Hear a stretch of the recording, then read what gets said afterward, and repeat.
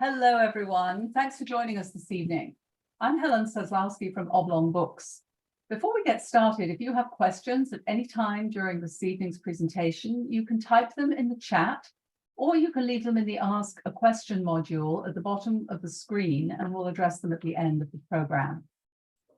We are delighted this evening to be hosting Helen Benedict and Eyad Awwadawnan for their new book, Map of Hope and Sorrow, which is a collection of compelling first-person stories of 5 refugees who've endured long and dangerous journeys from the Middle East and Africa to refugee camps in Greece.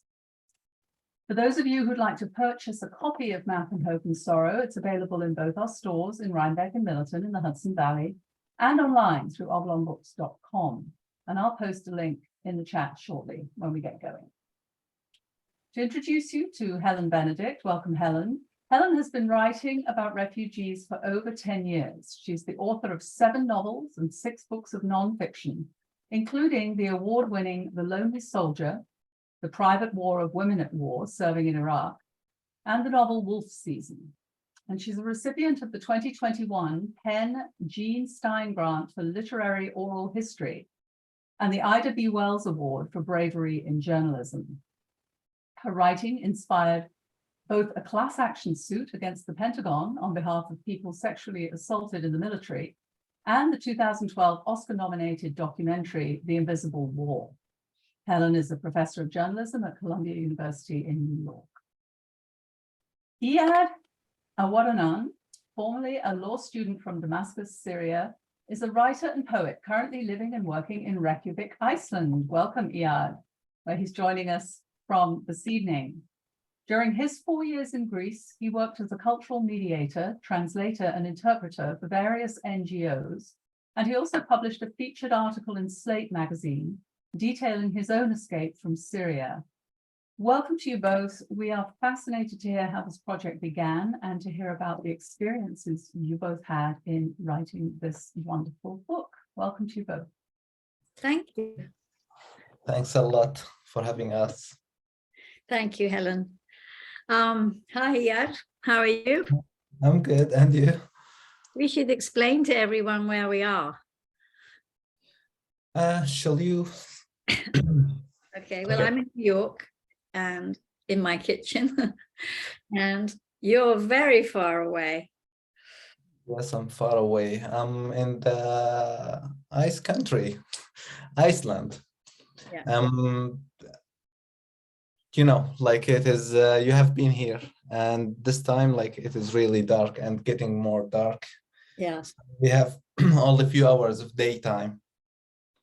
Very different from Syria. Yes. Yeah. Okay, well, we thought we would begin. I'll read a little bit from the beginning of our book. Actually, I'm just going to have a little better look at the view here.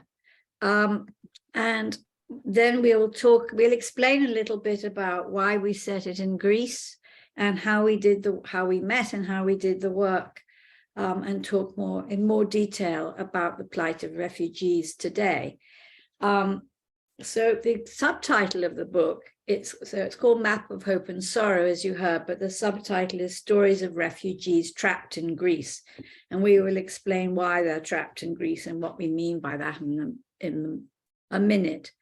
But I do think it would be useful for everyone to know that this book follows people's stories all the way up to this year, all the way up to more or less now. So it's very in real time, if you like.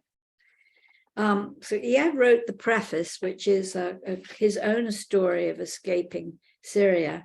And I wrote the introduction, Hope and Sorrow. So I'll read you a little bit from that, just to set the scene. This is my friend Hassan. He is a man without hope. These were the words that Eyad Awwadawnan used to introduce his fellow Syrian to me when we met in 2018. The 3 of us were standing inside a foul-smelling, overcrowded refugee camp, surrounded by tents, rubbish, and flies, while a police officer eyed us suspiciously from inside his guard booth. Hassan knew little English at the time, and I do not speak Arabic, so Eyad translated. I turned to squint at Hassan through the sun. It was June and Greek island hot, and I had just failed to find a working toilet or running water, the camp supply having been cut to 2 hours a day. He gazed back at me shyly, a slight man of medium height, with a gaunt face, dramatic black eyebrows, a crooked nose, and a bold streak of white through his black hair. His smile seemed kind, but his brow was lined and his mouth pinched, so I took him for more than 40. He was, I later found out, 25. Should we go somewhere private to talk? I asked, curious to hear what had robbed him of hope. Yes, follow us, please, he replied for him, and led us up the scrubby mountainside above the camp to the spot where he and his family had slept during their first weeks on the island.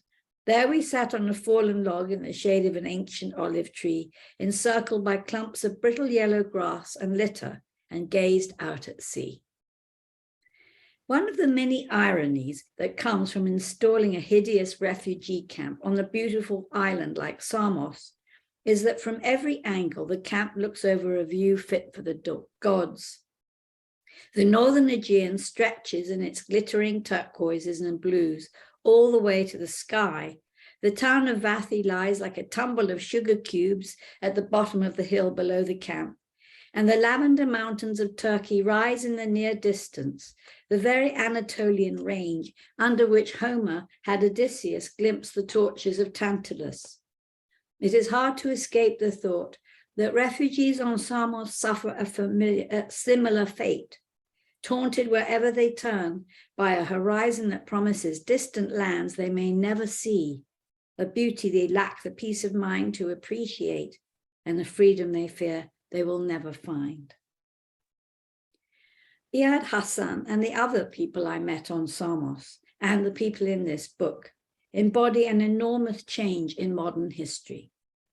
Not only are there some 84 million forcibly displaced people in the world, more than at any time since World War II, and millions more since Putin invaded Ukraine, but they are fleeing a combination of war, civil unrest, religious conflict, poverty, persecution, local violence, and global warming, forces often inextricably intertwined, just at a point when authoritarian governments are rising all over the world and anti-immigrant sentiment is rising with them.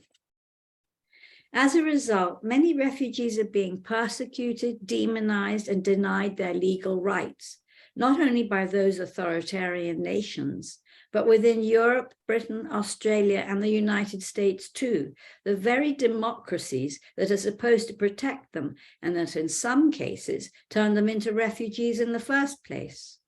The US's war on terror alone has displaced more than 37 million people since 2001. Some of the worst of this persecution is being played out in Greece. And that is really what brought me there in 2018, because I wanted to see for myself how all these policies and all this persecution was actually affecting, real human beings day to day. So Eyad, how did you end up in Samos? So I guess for the last 10, 11 years, a lot of people have heard about the Syrian war. So I would say that the first reason that I left my country, it was because of the war. But there is a lot of steps I have taken, me and my family, to get out of Syria. So after my house has been burned, we had to move to another, in Syria, we tried to move from a city to another, just to stay safe as much as we can. But in the end, we found out that there is no life anymore. So we went to Idlib, which is in the north of Syria, close to the Turkish-Syrian border. Also, the life there was really hard. There was a lot of groups fighting. You will see weapons all the time in the streets. So we moved also to Turkey, but the way wasn't that easy. Like, I have heard a lot of stories about people has been killed there just because they are trying to find a safe place. Personally, I crossed the border alone, and there was only one image in my head that I might be shot in the head. Anyway, so we were lucky. All the family moved to Turkey. We stayed there for a year and a half. The lack of education, of everything, like for a year and a half, I have never been able to study. So I was only working. We say the sentence, all of us, a lot of Syrians know the sentence, we work like donkeys. Yeah. And this is the truth. So when you have no rights, especially like when they take advantage of you, like you are there not as a refugee because they don't consider you as a refugee. When you are a refugee, you have rights, but to avoid giving you your rights, they will say you are a guest here, but a guest without anything. Mm-hmm. No schools, no education, nothing at all. So you only work, eat. So we can say that we have faced a lot of racism. At the same time, like, I'm not going to say that all the people there are bad, no, but a lot of them has like a wrong ideas about us, that we are just cowards and we are hiding behind their backs. Anyway, so I have tried many times to explain to them, like even many times when I ask for my right, like imagine if I am asking for $2, this is my salary, $2 makes something for me. They can bring bread for the family. He will kick me out and he will say, okay, go to the hell. So the life was really hard about the health, about many things, and about racism. So we had to do something. And the only heaven we have heard about is Europe, because there you will find your safety, you will find your dignity, and you will be able to study. I was a student in law school, as you know. I finished 2 years out of 4, but I wasn't able to continue. So we took the boat, 67 people in a small boat. We were just hoping that the sea will stay away, sleeping until we arrive. Yeah. So this is why I came to Samos. So just to explain a little more, isn't it true that in Turkey doesn't recognize Syrians as official refugees, and that's why they can deny your rights. And so it also means they can exploit you because you have no recourse, so they can work and refuse to pay you, as you were saying, make you work, and then there's nothing you can do. They just fire you, right? Exactly, like as we say, when you are a refugee, you have rights. Yeah, you have legal rights at Yes, least. exactly. Like even if you want to work, like you are able to work as a refugee in a lot of countries, but there in Turkey, we are considered as guests. Right. So I worked there for a year and a half. I don't know what contract means. Yeah, you never saw a contract. Never. Like I told you, just because I asked once man to give me my salary, it was at that time there was $2 missing. Yeah. He kicked me out of the bus. Yeah. So there was a lot of friends has lost their fingers because they are working in a factory that dangerous. Yeah. And in the end, they will say, okay, go home. We don't need you anymore. Yeah. You know what you said about how people don't understand why you left and how they have these, call you cowards. I've even seen this in some of the comments on Twitter about our book. you know, and I think it's important for people to understand that in a civil war, if you go and work and you enlist in the army or you're forced into the regime army, you are killing your brothers and sisters. You're killing your own people. And a lot of people don't want to do that. This right? is the big issue for us. Yeah. Like the war always is something ugly. It is really ugly, but the civil war is more uglier. It is uglier than the normal war because you don't know who is your enemy. Like you are killing your brother. There are a lot of stories in Syria. You will see that a cousin killed his cousin, a father buried like one of his children who is working with this army, and the other one with the opposition. Like it happens. So this is the ugly thing. Yeah. We are fighting each other. Right. And then there was also Daesh, as we know, ISIS. So there was also, as happened to Hassan in our book, you know, he got captured by ISIS. He was fighting with opposition. Yes. His own brother was in the army, just like you described. He got caught by ISIS and tortured by them. And if he ever went back, they would force him, they'd either kill him or they'd force him to join ISIS. And he doesn't want to be part of a terrorist group. So these are the kinds of the real choices that you face that explain why so many Syrians had to leave. It was that or die or be imprisoned. And it's cowardice is an absurd way to talk about it.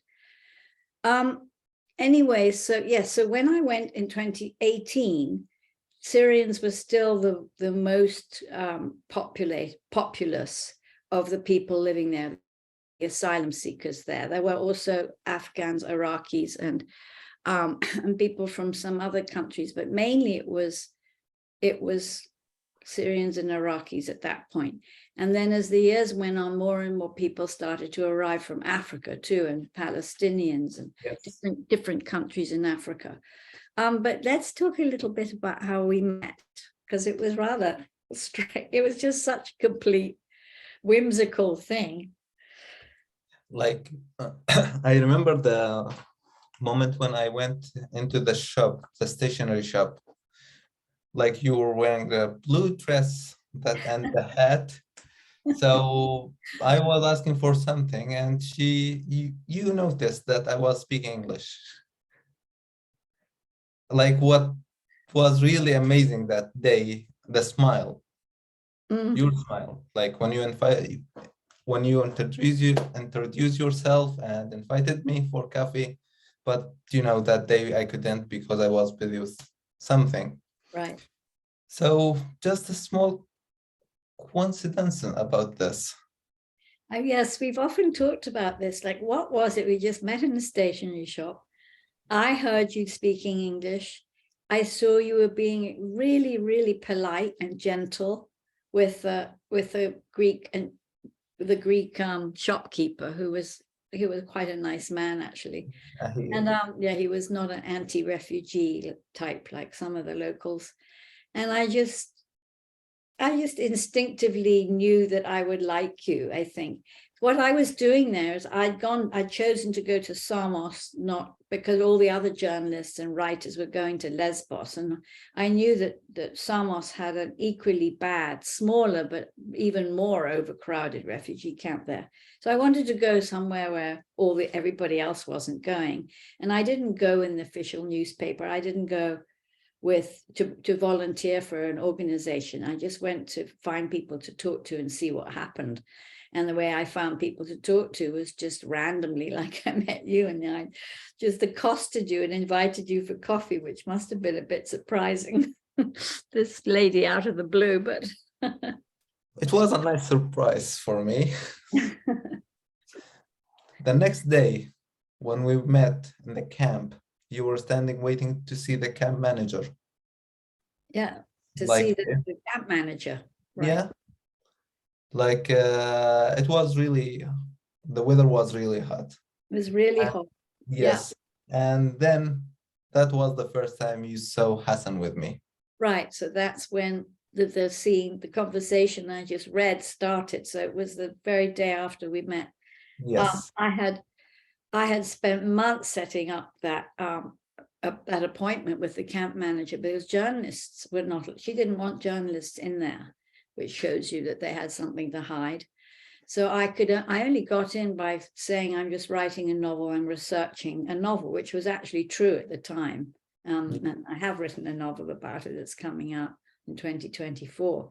But she only let me in because of that. It took me 3 months to get clearance to go there and meet her. She kept me waiting for an hour and a half in 95-degree weather with no shade. And then she cancelled. So I never did get to meet her, but I did get inside the camp, which is more than many journalists get to do. And then there you were, you wandered up with Hassan, and that's how it all began. Exactly. But as I remember, like you have seen something there in the camp, like about the children and the man. Yeah. He The had way an epileptic fit right in front of me while I was waiting, and the children were in really, old, worn out clothes, flip-flops. I saw one child with a broken flip-flop, which I put in my novel. He was hobbling along because half his shoe was missing. And it was just really shocking. This was supposed to be Europe. And it looked like a slum inside a prison, is how I describe the way that camp is. I have we both describe it in more detail in the book, because it was quite dramatically awful. But yes, it was very clear that this was not the kind of welcome that anybody who first comes to Europe expects. I guess I wish if you see in the first day when I arrived there. In the book, you will hear everything, and you will feel as if you are living with the characters. After like the next days, I start like spending times with you, finding like a lot of my friends, they wanted to talk. Yeah. One of them, Yasser, Mm-hmm. he's still asking me about you every time I talk with him. Nice, that's lovely.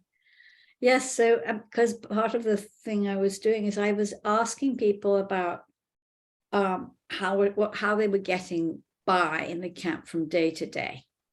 Yeah. How do you live in the camp? So I wasn't going in saying, tell me why you left your country, or tell me all the horrible things that have happened to you, because I didn't feel that was respectful, and it's not the sort of thing you ask people when you first meet them. And you also don't know what kind of horrible memories and trauma you could be triggering with such questions. That's the sort of thing that comes out of knowing someone for a long time and building trust with them, which is what we did with the people in our book.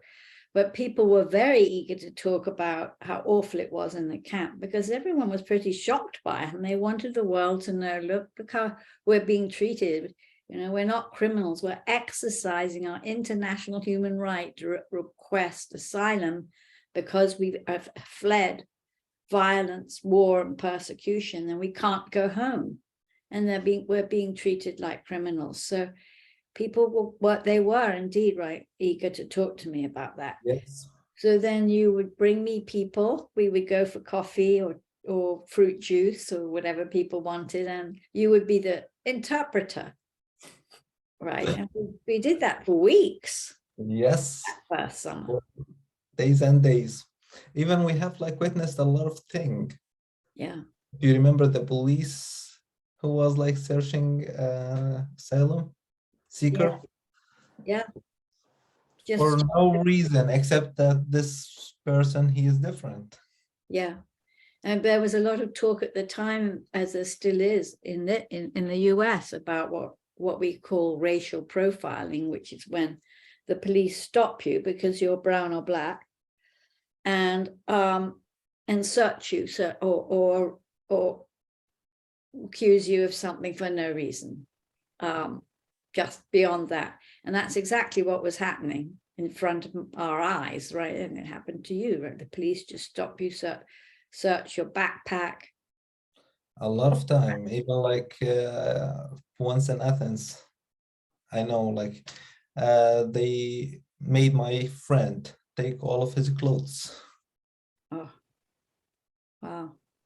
Yeah. for nothing except that he is someone not white, let's say. Yeah.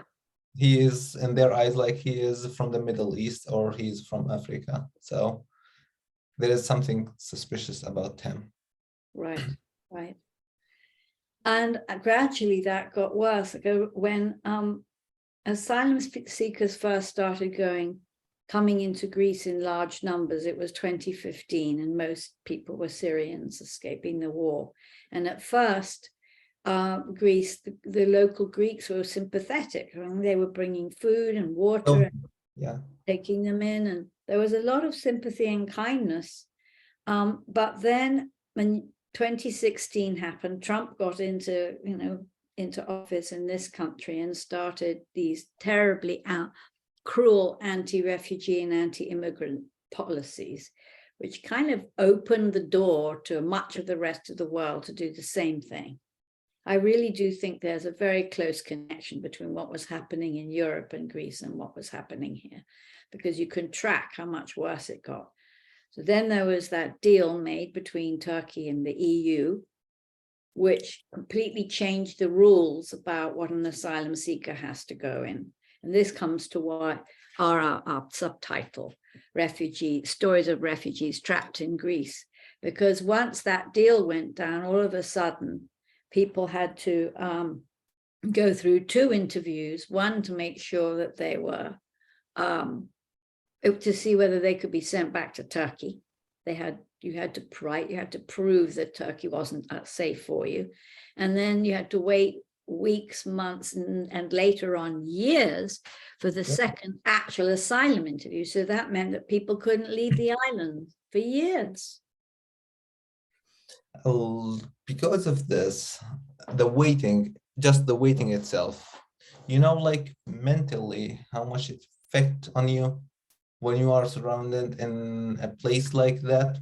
I have seen, and we have mentioned a lot of things and sad stories on the book, in the book, about what this situation could do to people.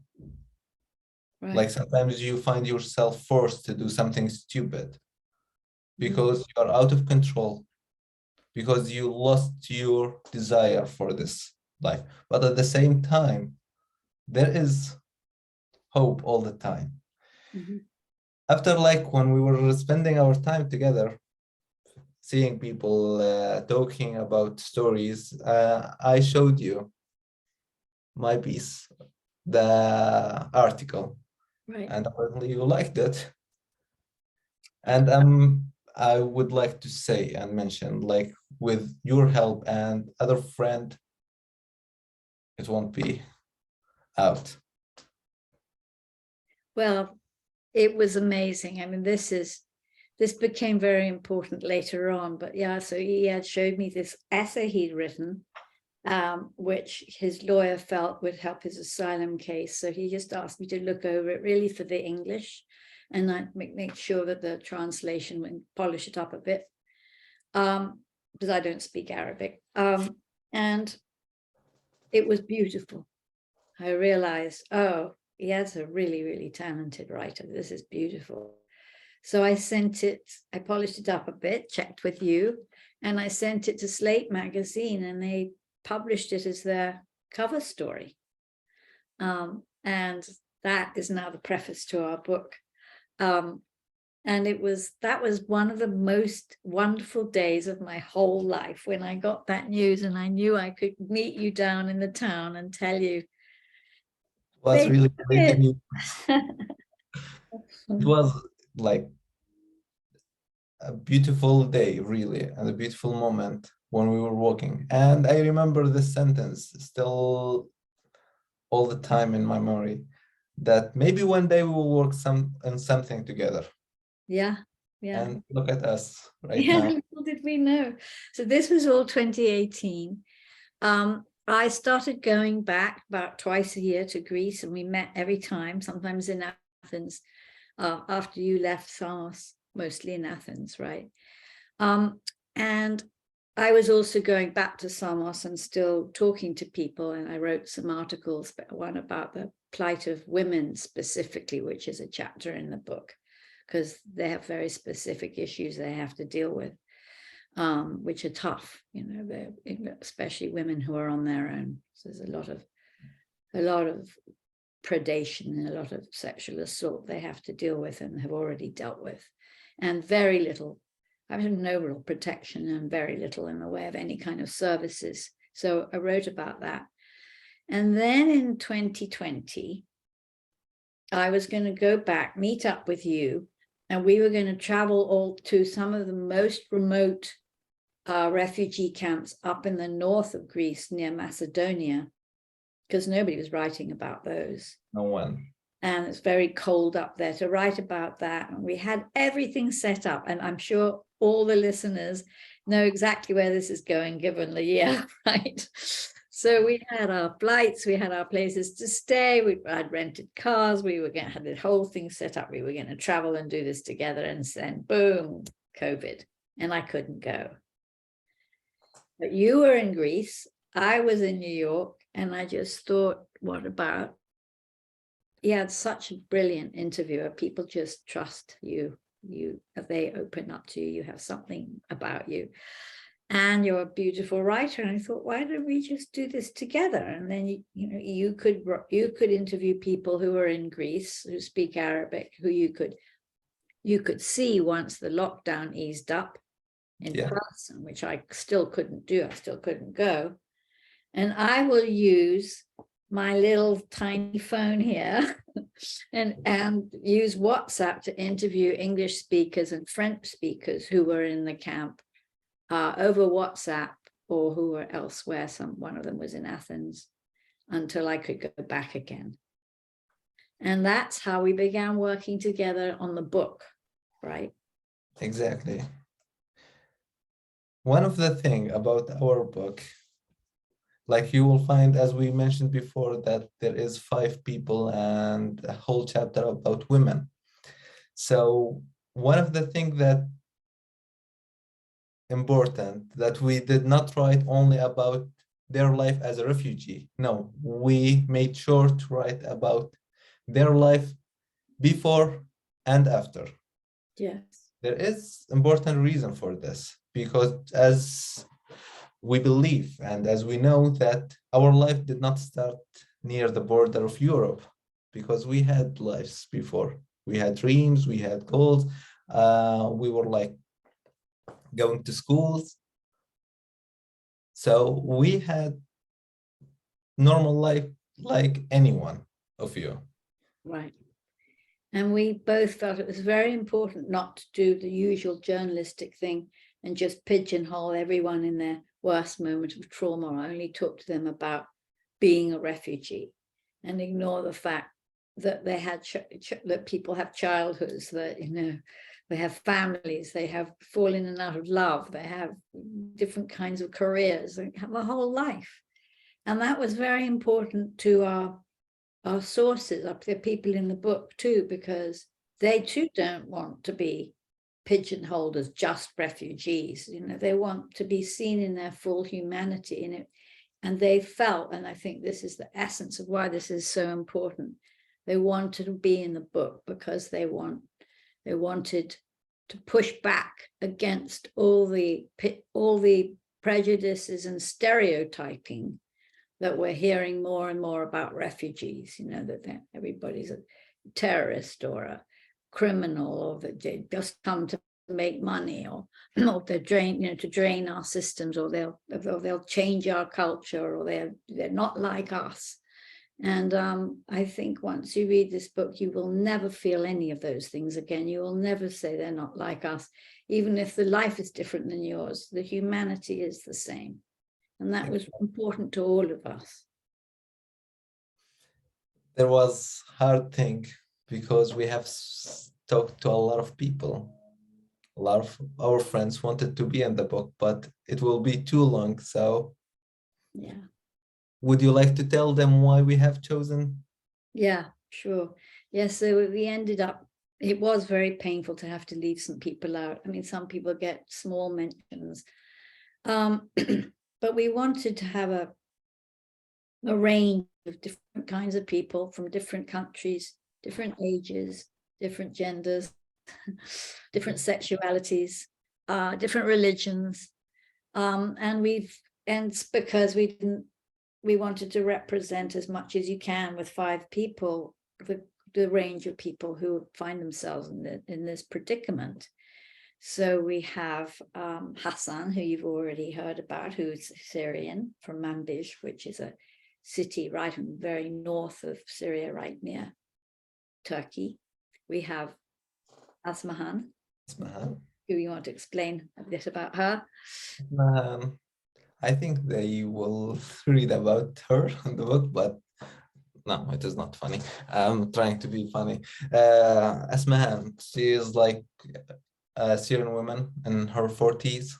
She was with me in Nia Kavala camp in the north of Greece. We stayed together like there for months and months.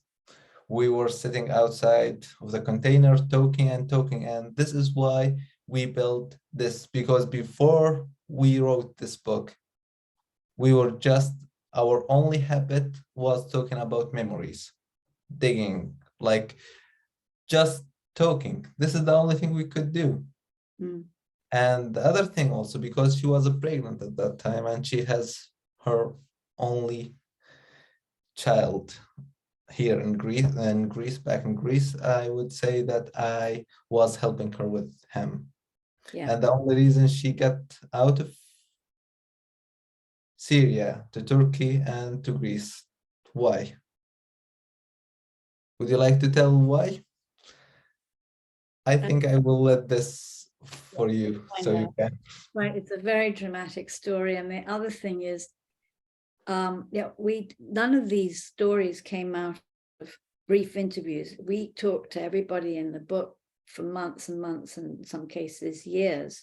So we became very close to them, got to know them very well, and I think that's another reason why these stories are so open and remarkable, because they're the kind of things you tell about you have a really good friend, and you and Asmahan are extremely close, and you were living through the same things together. And so Eyad weaves his story right through her story a little bit to explain the background and what you were both going through, and to show how well you understand her. So that it's a very unusual way of doing a book like this. It's very different than the normal journalistic, here as a collection of sort of static stories.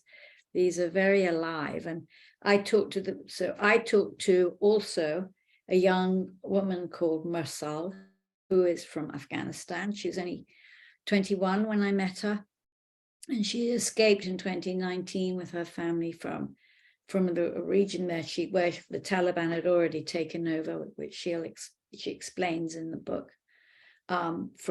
She comes from a family that her father was a doctor, and she was a top scholar in school and wanted to be a doctor too, until they were driven away, had to flee for their lives. Then there's a young gay man from Nigeria, where it's illegal to be gay, and he had to flee for his life in very dramatic circumstances. He was also the child of a doctor. His father was a doctor as well. He grew up, his mother had a restaurant. So there is a stereotype that all refugees are, from poor families, but that's not true at all either. So he tells his story, and in his story, I talk a lot about, he and I both talk about the plight of LGBTQ refugees and their specific difficulties in a camp, where they're often surrounded by people from their same cultures who are there for different reasons and hold the same homophobic ideas that they just ran away from. And then there's also a political refugee who's a little bit older. He was in his late 30s when I met him, from Cameroon. So people had very different reasons for having to flee, but one thing they all had in common is they would have died if they'd stayed. Yes, exactly. And we would like to mention something, that all the stories has been told by their own words. Right. Yeah. Because as we know, like stories somehow are closer to readers, to us, when they are told by the storyteller's own words. Exactly. Because there was a rule about that, and I learned a lot from Helen about it, that when someone in control of telling his story, he has everything. So he can keep any part he wants, or he can just say it. Yeah.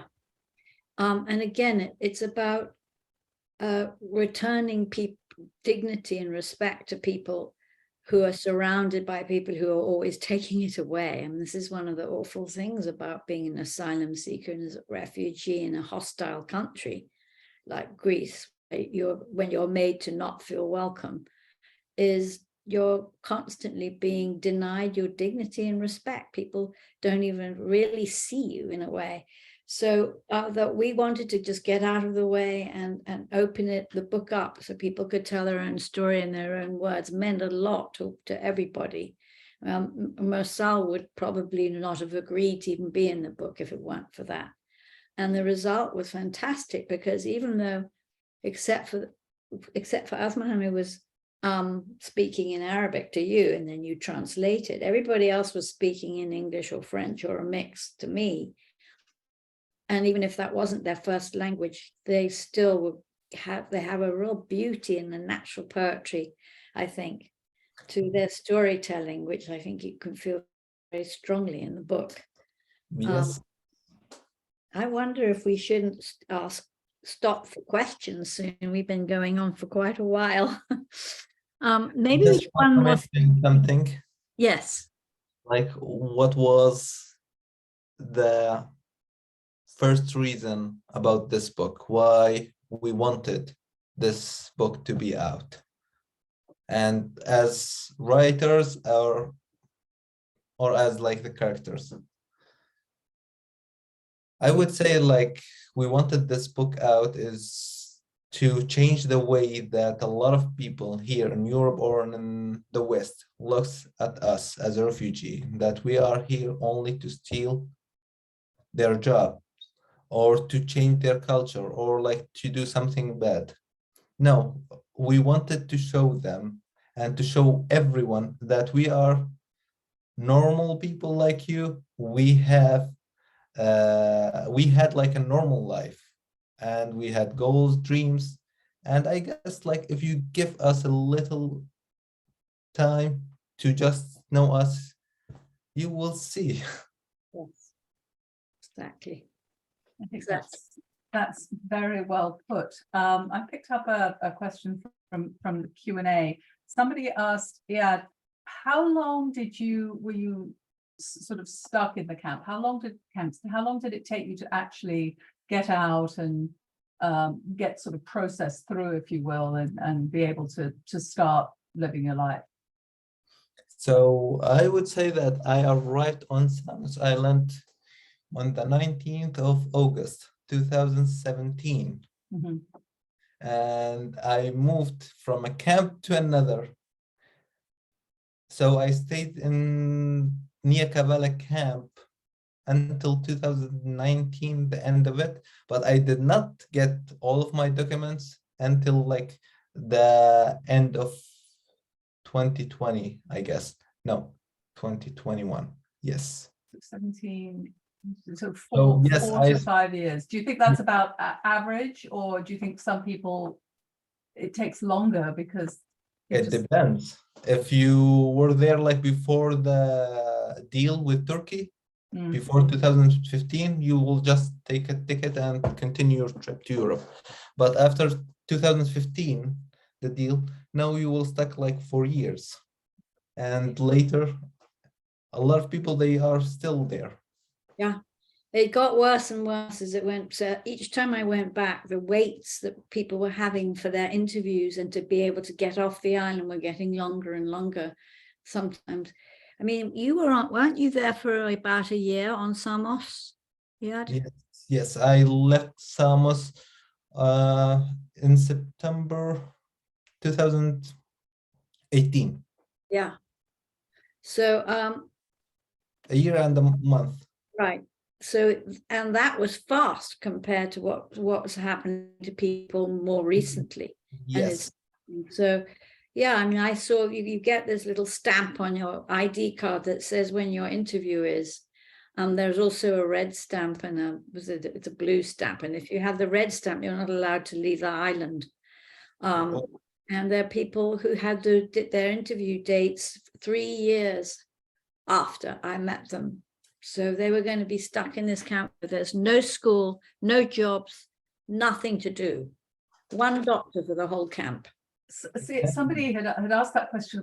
What NGOs were operating within the camps? I mean, Doctors Without Borders, were any of the World Aid organizations active? What was the story? Like, this is the thing, like at that time, the government, especially like the new government, tried so hard to kick all the organization out.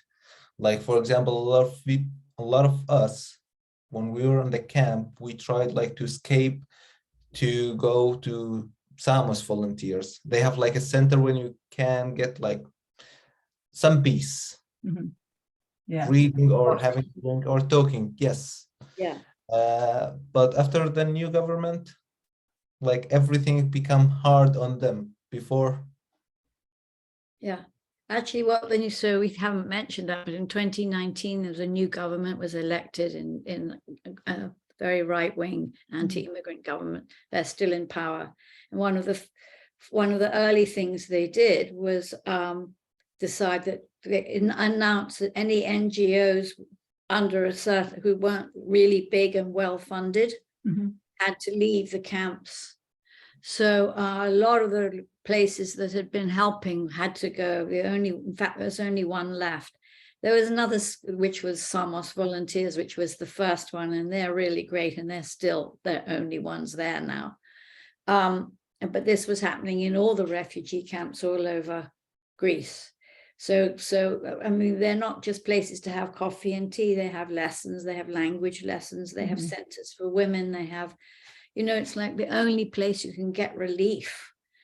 And it was a very cruel decision. So. And it seems sort of not in the country's best interest either, because if they're getting assistance in that regard, anyway, it doesn't make a lot of sense. We've got a note here from Graham Macmillan who says, Helen, lucky you didn't have to meet the camp manager. She's horrible. And then, Eyad, how is your brother doing? And do you have any lasting resentment for Europeans and or savior types? So, hi. The first thing I would like to say, and I hope you are doing well. The second thing, my brother, he is doing really well. And yesterday he has an interview with the university. So he's going to study soon, I guess. I hope. That's great. Once Eyad's family got to Iceland, finally their fortunes changed, but they had a 5-year slog to get there, right? And it's much better in Iceland for everybody. So Eyad, are all your family with you now? Yes, all of them. Good. That's a good. And Silo too. Oh, good. A small cat. You have a cat. And did you take the cat with you, or did you find From the cat? Greece, yes, he was homeless. Oh, that's nice. Does anybody else have any other questions? We've got a little bit more time. Let me see. I had one other in the Q&A. Oh, here, somebody mentioned about Ukraine. And in looking at the sort of the response to helping refugees sort of fleeing the war in Ukraine, what are your observations about the differences between what's going on in the neighboring European countries in Ukraine and what was experienced by people fleeing other countries? You touched on racism earlier, Eyad.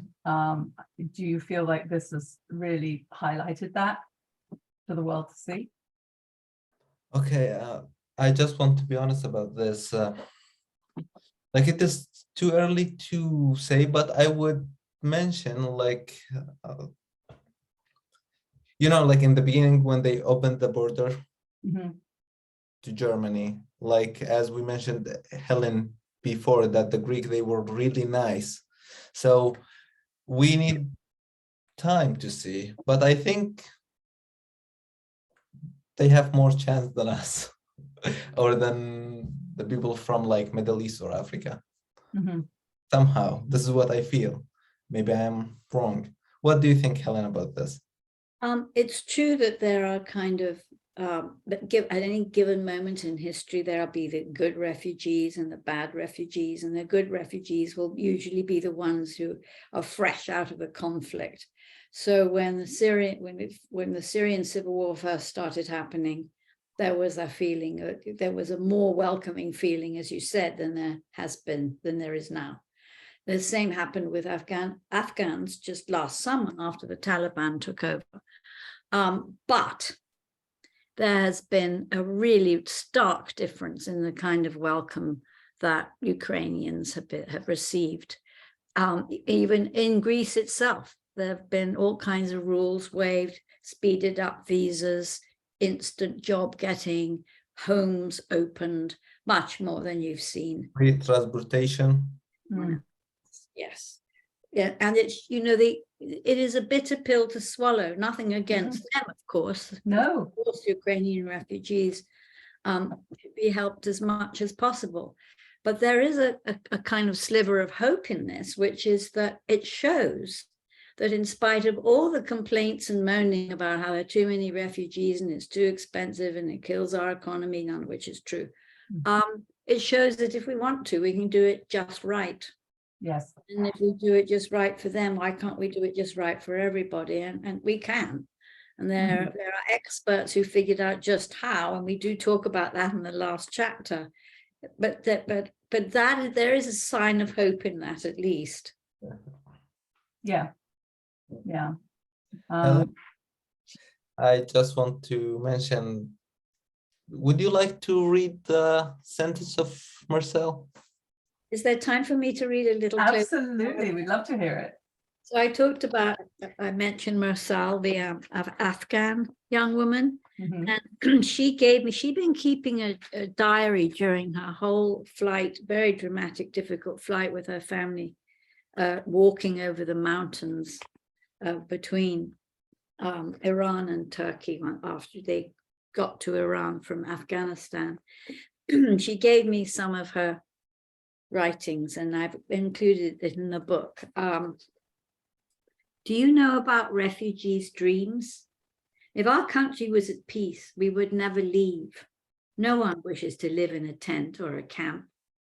Unfortunately, the Taliban came to our city and started fighting. Right before we left our country, we waited for the new year to come, but our new year opened with war and the sound of bombs, not with balloons. That night we had no dinner, only tears. We came here to Europe because we hope to give our children a good life and a future. We want to wake up to the sound of clocks, not bombs. We want to sleep without fear. We want to hear only the sounds of our family's laughter. Refugees are not bad people. Please stop hating us. Just put yourself in our place. How would you feel if you were insulted every day on the bus? Would you be patient? If you look, you will see we are like you. Some people see refugees as homeless, nameless, unclean, uneducated, and criminal. Yes, we are homeless, but not hopeless. We are nameless, but not weak. If we are unclean, it's because we slept in the forest, streets, and tents, but we have clean hearts. If our crime is speaking up for our rights and freedom, yes, we are criminals. If you do not want to see any refugees or migrants, fine, but please do not insult us. Sometimes only one word or action from you can make us feel as if our whole life is in jail. My mom always tells me, just calling someone a donkey does not make them a donkey. Calling us bad and unclean does not make us bad and unclean. Being a refugee means you are strong. You pass through a difficult, dangerous journey and still you are alive. You have hope. You have goals and dreams. As my mom also says, when you find yourself in a bad situation, just remember this. After every dark night, a beautiful morning will come. That's wonderful. Absolutely wonderful. Well, I think that gives us a beautiful point to end on. And I would like to thank you, Helen, and thank you, Eyad, for telling us your story and sharing everyone else's story with us. And I've read the book. I think it's wonderful. I think it should be required reading in every high school in this country. Everyone, in fact, should be required to read this book because it puts such a human face on something that's all too easy for all of us to just distance ourselves from. If it's not happening right in our backyard, we don't have to deal with it. And it really, the stories that you tell really help us understand the desperation that drives our fellow human beings when faced with violence and war to leave behind everything that they know. It takes a lot in order to seek safety and asylum for themselves and their loved ones. So thank you for your compassionate explanation of these emotions. Thanks to all of you who took time out of your evening to join us this evening. And don't forget to pick up your copy of Map of Hope and Sorrow, which is available at oblongbooks.com. And with that, I wish you all good night. Thank you so much for joining us. Thanks a lot. Bye. Good night. Bye.